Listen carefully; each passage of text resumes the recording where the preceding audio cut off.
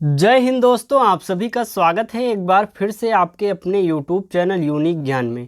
आज हम BA 5th semester geography paper first का चैप्टर 3 देखेंगे, जिसमें हमें पढ़ना है प्रादेशिक नियोजन के प्रकार एवं प्रक्रियाएं तथा उसके उपागम के बारे में भी हम इस चैप्टर में पढ़ेंगे। इसके पहले के 2 चैप्टर्स हमने आपको बहुत अच्छे तरीके से सभी टॉपिक करा दिए हैं। अगर आपने न देखी हो तो आपको चैनल पर विजिट करिए, आपको प्लेलिस्ट मिल जाएगी BA 5th semester geography paper first classes, जिसमें आपको सिलेबस के साथ जो दोनों चैप्टर कराए गए हैं वह भी मिल जाएंगे। हो सकता है वीडियो आप बाद में देख रहे हो तो लगभग आपका सिलेबस यहाँ पर कवर करा दिया गया हो जाएगा, क्योंकि यहाँ पर आपका पूरा सिलेबस कराया जाएगा। इसलिए आप चैनल पर बने रहें। नोट्स प्राप्त करना चाहते हैं, पीडीएफ प्राप्त करना चाहते हैं आप प्रिंटेड फॉर्म में, तो आप हमारे टेलीग्राम चैनल को ज्वाइन कर सकते हैं। वहां पर आपको यह जो चैप्टर पढ़ाया जा रहा है इसका आपको नोट्स प्राप्त करवा दिया जाएगा, जिससे आपको हेल्प मिलेगी रिवीजन करने में भी, या फिर आप अपना हैंड रिटन नोट्स बनाना चाहते हैं तो उसमें भी आपका हेल्प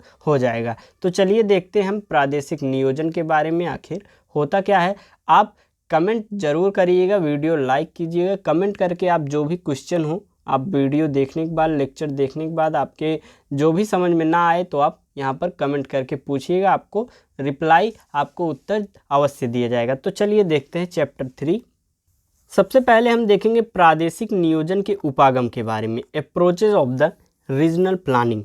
स्थानीय या प्रादेशिक रूप से अविकसित या समस्याग्रस्त क्षेत्र के विकास के लिए प्रादेशिक नियोजन एक अत्यंत कारगर उपाय है। जो भी स्थानीय या प्रादेशिक रूप से क्षेत्र हैं वह अगर वह अविकसित हैं या उनमें कोई समस्या है, ऐसे क्षेत्रों के विकास के लिए एक प्रकार से प्रादेशिक नियोजन जो होता है, प्रकार से जो प्लानिंग होती है, वह बहुत ज़्यादा महत्वपूर्ण कार्य का एक बार करती है। तो संयुक्त राज्य अमेरिका, ब्रिटेन, रूस, नीदरलैंड, जर्मनी, फ्रांस, इटली आदि कतिपय विकसित देशों में प्रादेशिक नियोजन का प्रयोग प्रथम विश्व युद्ध के पश्चात से ही होने लगा था, किंतु इसका वास्तविक प्रचलन द्वितीय विश्व युद्ध के पश्चात ही हो सका। विभिन्न देशों द्वारा प्रादेशिक नियोजन का क्रियान्वयन स्थानीय उद्देश्य तथा नीतियों के अनुसार भिन्न भिन्न रूपों में किया जाता था। इस प्रकार नियोजन के उद्देश्य, क्षेत्रीय विकास तथा विधि तंत्र मेथडोलॉजी के अनुसार प्रादेशिक नियोजन के प्रमुख कुछ प्रकार हैं। सभी प्रकारों को आपको इस चैप्टर में बताया जाएगा। देखिए, ये जो प्रादेशिक नियोजन की ये जो व्यवस्था है, ये लगभग आपको प्रथम विश्व युद्ध में पश्चात इसका प्रयोग होने लगा था, लेकिन वास्तविक प्रचलन में यह कब आया, जब हमारा यह द्वितीय विश्व युद्ध खत्म हुआ। उसके बाद प्रादेशिक नियोजन अच्छे से कार्य करने लगे थे। प्रादेशिक नियोजन के उपागम अर्थात अप्रोचेज कौन कौन से हैं। पहला है नदी बेसिन उपागम, दूसरा है महानगरीय नियोजन उपागम, तीसरा है नगर एवं ग्राम नियोजन उपागम, चौथा है क्षेत्र विकास उपागम, समन्वित क्षेत्र विकास उपागम, कृषि नगरीय विकास उपागम, और सातवां हमारा कृषि जलवायु प्रादेशिक नियोजन उपागम, आठवां समस्या मूलक उपागम, और नौवां हमारा है पारिस्थितिक उपागम। ये 9 जो हमारे उपागम हैं, जो हमारे अप्रोचेज ऑफ रीजनल क्षेत्र के जो हमारे अप्रोचेज हैं, इनको हमें इस चैप्टर में पढ़ना है। हर एक जो हमारा यह अप्रोच है, 9 अप्रोचों के बारे में हम इस चैप्टर में अच्छे से हर एक टॉपिक को देखेंगे। तो चलिए सबसे पहले क्या देखते हैं, नदी बेसिन उपागम के बारे में। प्रादेशिक नियोजन के इस उपागम के अनुसार प्राथमिक नियोजन इकाई के रूप में किसी विशाल नदी बेसिन का चयन किया जाता है, और मुख्य उद्देश्य इस संपूर्ण क्षेत्र में पाए जाने वाले प्राकृतिक तथा मानवीय संसाधनों का भली प्रकार उपयोग करते हैं, वहां के निवासियों के जीवन स्तर में सुधार करना तथा सामाजिक आर्थिक स्थिति को उन्नत बनाना होता है। नदी बेसिन उपागम का सर्वप्रथम प्रयोग संयुक्त राज्य अमेरिका में 1933 में टेनेसी घाटी के प्राधिकरण के रूप में किया जाता है। यह जो हमारा उपागम है, इसमें क्या किया जाता है, सबसे पहले एक नदी ढूंढी जाती है, उसके आसपास क्षेत्रों को अच्छे से विकसित किया जाता है। यह एक बहुउद्देशीय नदी घाटी परियोजना है जिसके अंतर्गत टेनेसी नदी पर बांध बनाकर जल विद्युत उत्पादन हेतु संयंत्र लगाए गए और जिनसे प्रभुत मात्रा में बिजली उत्पन्न की जाने लगी। स्थानीय जल विद्युत के प्रयोग से कृषि, उद्योग तथा नगरीय विकास किया जाने लगा। यह एक प्रकार से जैसे भी कोई भी डैम बनाई जाए उसे बहुउद्देशीय परियोजना ही भी कहते हैं। तो जैसे जब भी कोई नदी घाटी पे परियोजना लाई जाती है, उसका एक तो मकसद होता है नहर का निर्माण करना, अर्थात पानी को रोक के रखना और अपने उपयोग में लेना। बाद उसका और एक क्या उपयोग है, उससे जल आप संग्रह करते हैं, यह आपकी सिंचाई के कार्य आता है। और दूसरा है आप विद्युत में इसको विद्युत बनाते हैं, आप इसमें विद्युत का निर्माण करते हैं जिससे आसपास के क्षेत्रों में विद्युत आसानी से पहुंच जाता है। और यही टेनेसी नदी में हुआ था, कहाँ पर, संयुक्त राज्य अमेरिका में 1933 में। और इससे इसका जो जल विद्युत बना उसका प्रयोग कृषि, उद्योग तथा नगरीय विकास में किया जाने लगा था। कृषि तथा पशुपालन को नगरीय तथा औद्योगिक विकास के लिए विकसित किया गया, जिससे संपूर्ण नदी घाटी में कृषि के साथ साथ औद्योगिक तथा नगरीय केंद्रों का पर्याप्त विकास संभव हुआ और स्थानीय निवासियों के जीवन स्तर में उल्लेखनीय उत्थान हुए। इस परियोजना के क्रियान्वयन से टेनेसी नदी घाटी एक विकसित आर्थिक प्रदेश के रूप में परिवर्तित हो गया और इस परियोजना की अद्भुत सफलता को देखते हुए एकीकृत प्रादेशिक नियोजन, इंटीग्रेटेड रीजनल प्लानिंग का उत्कृष्ट नमूना, एक प्रकार से इसे मॉडल माना जाता है। और यही इससे प्रेरणा स्रोत पाकर अलग अलग नदियों में, अलग अलग राज्यों में क्या हुआ, इसका व्यवस्था किया गया कि इसका नदी बेसिन उपागम का। अगला हमारा है महानगरीय नियोजन उपागम, मेट्रोपॉलिटन प्लानिंग अप्रोच। इस उपागम के अंतर्गत एक केंद्रीय नगर और इसके समीपवर्ती क्षेत्र को प्रादेशिक नियोजन की क्षेत्रीय इकाई माना जाता है और किसी महानगर का अपने चारों ओर स्थित क्षेत्र से घनिष्ठ संबंध पाया जाता है। नदी में क्या था कि नदी के चारों तरफ के क्षेत्रों को एक प्रकार से नदी को केंद्र मान के उसके चारों तरफ के जो क्षेत्र रहते थे उसको विकसित करना होता था। महानगरीय नियोजन में क्या है, किसी एक नगर को केंद्र बना के और उसके समीपवर्ती जो क्षेत्र हैं उसको विकास करना, उस क्षेत्रों में विकास करना महानगरीय नियोजन उपागम के अंतर्गत आता है। महानगर की क्रियाओं से प्रभावित क्षेत्र को नगरीय प्रभाव क्षेत्र, नगर प्रदेश, अमलैंड आदि नामों से जाना जाता है। नगर के चतुर्दिक और उससे संलग्न आंतरिक पट्टी को नगरीय उपांत कहते हैं। नगरीय प्रभाव क्षेत्र की अर्थव्यवस्था प्रायः केंद्र नगर पर से नियंत्रित की जाती है। ऐसा माना जाता है कि नगर के विकास का उसके समीपवर्ती क्षेत्रों पर सकारात्मक प्रभाव पाया जाता है, अतः नगर के विकास के साथ साथ समीपवर्ती क्षेत्र का भी विकास होता है। जैसे कि कोई भी आप अपने आसपास के क्षेत्र को देख लीजिए, एक वहाँ पर एक केंद्रीय मार्केट, एक केंद्रीय बाज़ार होता है। जैसे कि आप कहीं भी रहते हैं वहाँ पर एक बड़ा बाज़ार होता है, उसके आसपास जो हमारे ग्राम होते हैं, गांव होते हैं, उसमें छोटी छोटी दुकानें होती हैं। तो वह जो छोटी छोटी दुकानें होती हैं वह कहाँ से सामान लाती हैं, मार्केट से लाती हैं, बड़ी मार्केट से। और अगर आप वही सामान मार्केट में लेने जाएंगे आपको थोड़ा सस्ता मिलेगा, लेकिन वहाँ से लाने का, गांव तक लाने का एक प्रकार से ट्रांसपोर्ट का खर्चा ले लेते हैं। वो यहाँ पर जो दुकान रखते हैं थोड़ा सा महंगा यहाँ पर बेचते हैं। तो इस प्रकार से जो केंद्रीय नगर है वहाँ से जुड़े होते हैं हमारे जो नगर छोटे छोटे, और उसका नियंत्रण कहाँ से किया जाता है, हमारे मार्केट से, अर्थात हमारा जो केंद्रीय नगर होगा वहीं से हमारे आसपास के सभी क्षेत्रों का, आसपास के सभी छोटे छोटे नगरों का एक प्रकार से नियंत्रण आर्थिक रूप से या सामाजिक रूप से किया जाता है। महानगरीय नियोजन उपागम का सर्वप्रथम प्रयोग संयुक्त राज्य अमेरिका तथा ब्रिटेन के कुछ महानगरों पर किए गए और सर्वप्रथम लुईस वर्थ नामक अमेरिकी नगर नियोजक ने महानगरीय प्रदेश का नियोजन इकाई के रूप में प्रस्तुत किया और इसके अंतर्गत महानगर तथा समीपवर्ती क्षेत्र जो महानगरीय प्रदेश या नगर प्रदेश को भी सम्मिलित करने का सुझाव दिया। संयुक्त राज्य अमेरिका में न्यूयॉर्क, वाशिंगटन तथा शिकागो नगरों और ब्रिटेन में लंदन, बर्मिंघम तथा ग्लासगो महानगरों के नियोजन हेतु इस उपागम को क्रियान्वित किया गया। वो लोग भी एक केंद्रीय नगर शुरू में माने और आसपास के सभी क्षेत्रों को उसके हिसाब से उन्होंने क्या किया, विकास उसका किया। महानगरीय नियोजन के अंतर्गत जिन पक्षों पर विशेष ध्यान दिया गया वह है कि महानगरों के चारों ओर हरित पट्टी का निर्माण करना, ग्रीन बेल्ट का निर्माण करना, जनसंख्या और उद्योग को विकेंद्रित करना और महानगरीय क्षेत्र में नवीन नियोजित नगरों का विकास करना। अर्थात हमारा जो महानगर रहे उसके आसपास जो भी नवीन हमारे नियोजित नगर हों या कोई भी नगर हो उसमें विकास ना हो, अविकसित हो, तो उसको विकसित करना महानगर का कार्य हो जाता था। अगला हमारा अप्रोच है नगर एवं ग्राम नियोजन उपागम, town and country planning approach. इसमें हम देखेंगे महानगरीय नियोजन के अंतर्गत मुख्यतः महानगर की समस्याओं पर ध्यान दिया जाता है, जिससे समीपवर्ती ग्रामीण क्षेत्र पिछड़े रह जाते हैं, और नगरीय क्षेत्र के साथ साथ ग्रामीण क्षेत्रों के विकास हेतु नगर एवं ग्राम नियोजन उपागम का आरंभ ब्रिटेन में 1930 में हुआ। इसके लिए स्थानीय नियोजन इकाई के रूप में नगर एवं ग्राम नियोजन का चयन किया जाने लगा, और इसके पहले ब्रिटेन के सभी महानगरीय योजनाएं प्रादेशिक स्तर पर नगरीकरण के कार्यक्रम के रूप में क्रियान्वित होती थी, और इसमें ग्रामीण क्षेत्रों को प्रत्यक्ष रूप से सम्मिलित नहीं किया जाता था। अतः महानगरीय नियोजन के समानांतर ब्रिटेन में भी भूमि उपयोग नियोजन का आरंभ हुआ, और ब्रिटिश सरकार ने 1947 में नगर एवं ग्राम नियोजन अधिनियम, town and country planning act बनाया।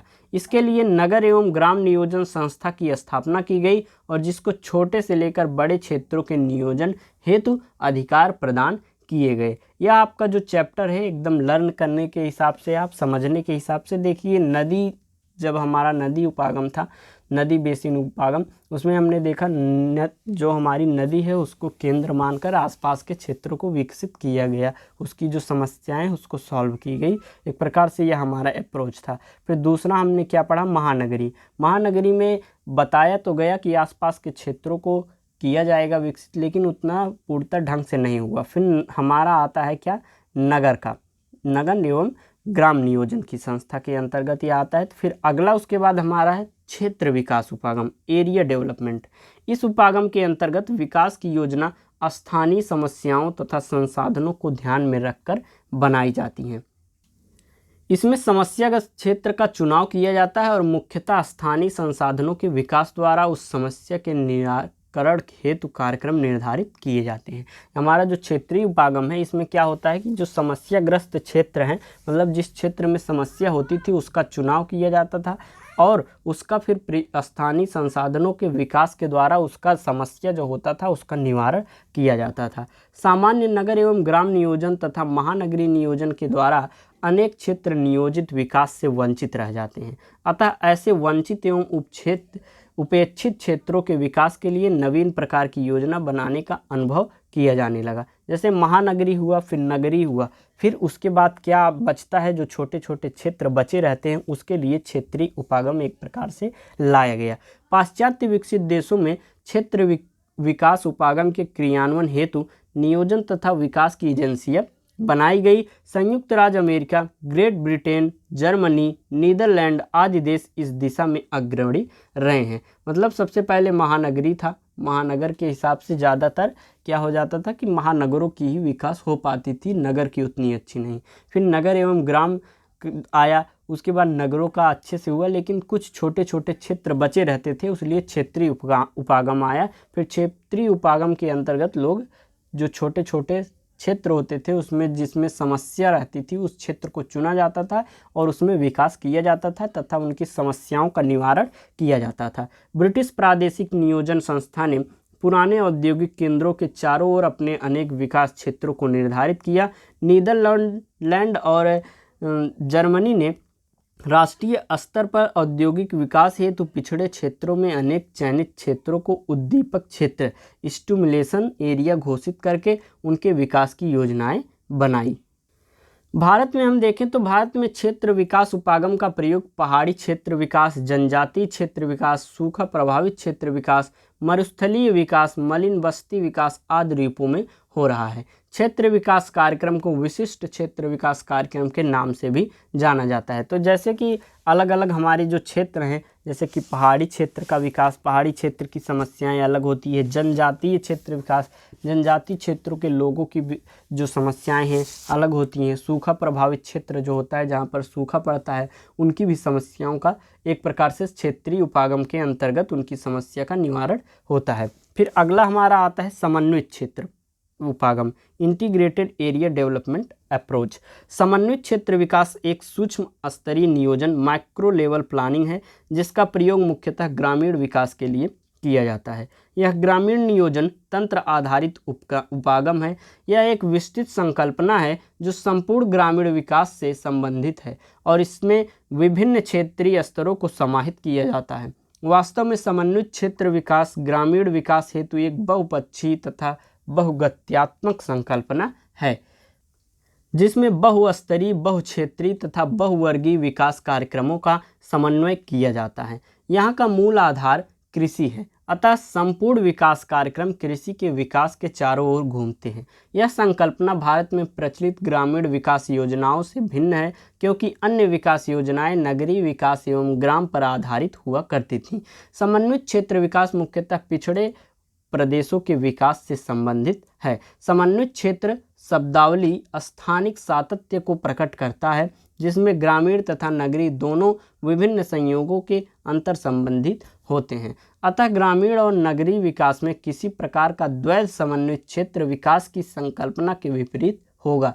अतः इसके अंतर्गत ग्रामीण और नगरीय क्षेत्र का विकास समन्वित रूप से होता है। एक प्रकार से जो समन्वित हमारा क्षेत्र का विकास है तो इसमें क्या होता है, नगर का ग्राम का दोनों का विकास समन्वित रूप से मतलब एक साथ होता है। मतलब दोनों में के विकास पर ध्यान दिया जाता है। गांव के, नगर के और हमारे महानगरों सभी का एक प्रकार से समन्वित रूप से विकास किया जाता है। समन्वित क्षेत्र या ग्रामीण विकास कार्यक्रम में जिन क्रियाओं को प्राथमिकता दी जाती है वह पहला है श्रम प्रधान कृषि, दूसरा रोजगार उत्पन्न करने वाले विकास कार्य, तीसरा है श्रम आधारित लघु उद्योग धंधों का विकास, चौथा है आत्मनिर्भर अर्थव्यवस्था का विकास, पांचवा है संस्थागत तथा संगठनात्मक व्यवस्था और छठा है समुचित पदानुक्रम में विकास केंद्रों का विकास। इसके बाद हमारा आ जाता है कृषि नगरीय विकास उपागम, एग्रोपॉलिटन डेवलपमेंट अप्रोच। जॉन फ्रीडमैन तथा माइक डगलस ने 1978 में अपने एग्रोपॉलिटन विकास उपागम को प्रस्तावित किया था। कब किया था जॉन फ्रीडमैन तथा माइक डगलस ने? उन्होंने 1978 में किया हुआ था। इन्होंने एशियाई पिछड़े देशों के अध्ययन के आधार पर यह निष्कर्ष निकाला कि विकासशील देशों द्वारा त्वरित ग्रामीण विकास को प्रादेशिक राष्ट्रीय विकास हेतु नवीन रणनीति अपनाई जाए तो अपेक्षित सफलता प्राप्त हो सकती है। इनके अनुसार यह उपागम ऐसे विकासशील या पिछड़े देशों के लिए अधिक उपयुक्त है जहां नगरीकरण बहुत कम है, ग्रामीण घनत्व उच्च हो, अधिवास प्रतिरूप ग्रामों और लघु नगरों के रूप में पाया जाता है, निर्धनता अतिव्यापी हो तथा भौतिक संसाधन की उपलब्धता अति सीमित हो। एग्रोपॉलिटन विकास उपागम की सफलता के लिए अग्राकृत कदम उठाने होंगे। पहला क्या है, सर्वप्रथम ऐसे ग्रामीण जिलों का चयन करना होगा जिसके भीतर कोई नगरीय इकाई विद्यमान हो। इस ग्रामीण जनपद को कृषि नगर या एग्रोपोलिस कहा जाता है। ऐसे हमें सबसे पहले जिलों का चयन करना होगा जिसके भीतर कोई नगरीय इकाई विद्यमान हो। दूसरा क्या है, ग्रामीण क्षेत्र से नगरों की ओर जनसंख्या के पलायन को रोकने हेतु नगरों में निवेश करने के स्थान पर ग्रामीण जिले में निवेश किया जाना चाहिए। इससे ग्रामीण क्षेत्र के विकास के साथ साथ उसमें आत्मनिर्भरता उत्पन्न होगी। दूसरा हमें क्या करना होगा कि जो लोग गांव से पलायन करके एक प्रकार से माइग्रेशन करके नगरों में जाकर रहने लगते हैं उसको रोकना होगा। उसको रोकेंगे कैसे? जो हम नगर में एक प्रकार से अपना रुपया लगाते हैं, निवेश करते हैं, उसे गांव में लगाकर गांव में विकास करना चाहिए। गांव में कारखानों का लगाना चाहिए जिससे वहां पर रोजगार हो और जिससे वह नगर में न जाएं। इससे क्या होगा कि क्षेत्र में विकास भी होगा, साथ ही साथ जो क्षेत्र के लोग हैं, ग्रामीण क्षेत्र के लोग, उनमें क्या होगा कि आत्मनिर्भरता भी आएगी। तीसरा क्या है कि ग्रामीण क्षेत्र में सामाजिक अंतरक्रिया के जाल का प्रसार आवश्यक है। इसके लिए विभिन्न ग्रामों के बीच सामाजिक अंतरक्रिया को मजबूत करके उसे एग्रोपॉलिटन जनपद का रूप देना होगा। तो जो गांव आपस में साथ साथ हैं उनको एक साथ जोड़ के एक जिला जनपद बनाना होगा, उनके बीच में सामाजिक अंतरक्रिया को मजबूत करनी होगी। चौथा है कि ग्रामीण और नगरीय क्षेत्रों की औसत आय के अंतर को कम करना होगा। जैसे कि नगर के लोगों का आय जो है, कमाई जो है वह ज़्यादा है, गांव के लोगों की कमाई कम है, आय कम है, तो उसको बराबर करना होगा। इसके लिए कृषि कार्यों में संलग्न कुछ श्रम शक्ति को गैर कृषि कार्यों में लगाने का प्रयत्न करना होगा। आगे क्या करना होगा, एग्रोपॉलिटन जनपद के आर्थिक उत्थान के लिए कृषि उत्पाद में सुधार, कृषि के लिए आवश्यक मूलभूत संसाधनों में सुधार, ग्रामीण सेवाओं में विस्तार तथा कृषि आधारित उद्योगों के विकास पर ध्यान देना होगा। मतलब हमें अपनी आर्थिक उत्थान के लिए क्या करना होगा कि गांव में जो कृषि के संसाधन हैं उनका विकास करना होगा, उसमें सुधार करना होगा। एग्रोपॉलिटन जनपद तथा महानगरों के मध्य अंतःक्रियाओं को बढ़ाने के उद्देश्य से भौतिक संचार माध्यमों में विस्तार करना चाहिए, करना आवश्यक है। सातवां क्या है कि विकास के लिए आत्मनिर्भरता को बढ़ाने के लिए प्रत्येक एग्रोपॉलिटन जनपद में निवेश की धनराशि पर्याप्त होनी चाहिए। इसके लिए स्थानीय बचत को बढ़ाने का प्रयास किया जाना चाहिए। फ्रीडमैन के अनुसार एग्रोपॉलिटन जनपद को किसी महानगर के चतुर्दिक भी बनाया जा सकता है। ग्रामीण विकास के लिए नगरीय निर्मित क्षेत्र को ग्रामीण क्षेत्रों में विकसित करना तथा नगरीय कृषि को विकसित करने की आवश्यकता है। ऐसे जनपदों का विकास एकल समन्वित तथा आत्मनियंत्रित इकाई के रूप में विकसित करते हुए संपूर्ण क्षेत्र का संतुलन विकास किया जा सकता है। आगे देखेंगे अगला हमारा कौन सा उपागम है, कृषि जलवायु प्रादेशिक नियोजन उपागम, agro climatic regional planning approach. कृषि जलवायु प्रादेशिक नियोजन का आरंभ भारतीय योजना आयोग ने 1988 में प्रारंभ किया। समान कृषि जलवायु दशाओं के आधार पर देश में 15 बृहत कृषि जलवायु प्रदेशों का निर्धारण किया गया है। इन प्रदेशों या कटिबंधों का सीमांकन संबंधित कटिबंधों में कृषि तथा समन्वित विकास योजनाओं के व्यवस्थापन तथा कार्यान्वयन के उद्देश्य से किया गया है। इस योजना के अनुसार प्रत्येक कृषि जलवायु प्रदेश में कृषि तथा अन्य संसाधनों के विकास और उनके समन्वित तथा सतत पोषणीय विकास सस्टेनेबल डेवलपमेंट पर बल दिया गया है। सस्टेनेबल डेवलपमेंट क्या होता है, यह आप कमेंट में ज़रूर बताएं। इसकी परिभाषा जो हमारा सतत पोषणीय विकास है, इससे पता चलेगा कि आप अगर नहीं बता पाते हैं तो आप यह क्वेश्चन मार्क करके कमेंट कर दीजिएगा। सतत पोषणीय विकास सस्टेनेबल डेवलपमेंट आपको कमेंट में बताया जाएगा, लेकिन अगर आपको आता है तो कमेंट करके अवश्य बताइएगा। प्रत्येक कृषि जलवायु कटिबंध में वहाँ की भौतिक दशाओं, मिट्टी की उर्वरता एवं प्रकार तथा जलवायु दशाओं के अनुसार वहाँ कृषि फसलों के साथ ही पशुपालन, कुक्कुट पालन, मत्स्य पालन, दुग्ध उद्योग, फलों तथा फूलों की कृषि, रेशम कीड़ा पालन आदि कार्यों में स्थानिक समन्वय बनाए रखने का सुझाव दिया गया है। इस उपागम का आरंभ कृषि के विकास में पाए जाने वाले प्रादेशिक असंतुलन तथा अनुपयुक्त क्षमताओं को दृष्टिगत रखते हुए कृषि जलवायु कटिबंधों के आधार पर कृषि नियोजन का विचार किया गया है। यह कार्य योजना कृषि जलवायु प्रदेश में उपलब्ध प्राकृतिक तथा मानवीय संसाधनों के वैज्ञानिक उपयोग पर आधारित है और इससे संसाधनों के दुरुपयोग, अनुपयोग अथवा अतिप्रयोग का रोक करके उनके आवश्यक एवं सदुपयोग पर भी ध्यान दिया जा सकता है। कृषि जलवायु प्रदेश नियोजन उपागम के प्रमुख उद्देश्य क्या हैं? प्रत्येक कृषि जलवायु प्रदेश में प्राकृतिक तथा मानवीय क्षमताओं के अनुरूप प्रमुख कृषि उत्पादों की मांग और पूर्ति में राष्ट्रीय स्तर पर संतुलन स्थापित करना। दूसरा क्या है? कृषकों की आय में वृद्धि करना, अर्थात जो हमारे कृषक हैं, हमारे जो किसान हैं, उनकी आय में वृद्धि करना। भूमिहीन कृषि मजदूरों के लिए अतिरिक्त रोजगार के अवसर उत्पन्न करना और प्राकृतिक संसाधनों जैसे भूमि, जल, वन आदि का वैज्ञानिक प्रबंधन करना तथा उनके सतत उपलब्धता के लिए समुचित संरक्षण की नीति अपनाना आदि, यह सब क्या हैं? उद्देश्य हैं किसके? कृषि उपागम के, कृषि विकास उपागम के। अगला हमारा है समस्या मूलक उपागम, प्रॉब्लम ओरिएंटेड अप्रोच। आपको नाम से ही पता चल जा रहा होगा समस्या मूलक उपागम आखिर क्या हो सकता है। तो चलिए देखते हैं। प्रादेशिक नियोजन के इस उपागम के अनुसार ऐसी परियोजनाओं के पहचान तथा क्रियान्वयन पर बल दिया जाता है जिनके द्वारा विद्यमान समस्या का जल्दी से जल्दी समाधान किया जा सके अथवा समस्या में कमी लाई जा सके। सर्वप्रथम कृषि क्षेत्र की सामाजिक समस्या या समस्याओं की पहचान की जाती है और तदंतर स्थानीय रूप से उपलब्ध प्राकृतिक एवं मानवीय संसाधनों का प्रयोग करते हुए उसका समाधान ढूंढा जाता है। समस्याओं के समाधान ही उपयुक्त नीतियों तथा योजनाओं का चयन किया जाता है और समस्याओं के निराकरण के लिए उपयुक्त रणनीतियां बनाई जाती है। सबसे पहले क्या किया जाता है कि जो हमारी कृषि से संबंधित जो भी हमारी समस्याएं हैं उसको देखा जाता है। फिर वहां पर उपलब्ध जो भी प्राकृतिक संसाधन या मानवीय संसाधन होते हैं उसका प्रयोग करके उस समस्या का क्या किया जाता है, निराकरण किया जाता है। उस समस्या को सॉल्व करने का प्रयास किया जाता है। समस्याओं के समाधान हेतु समयबद्ध लक्ष्य का निर्धारण किया जाता है।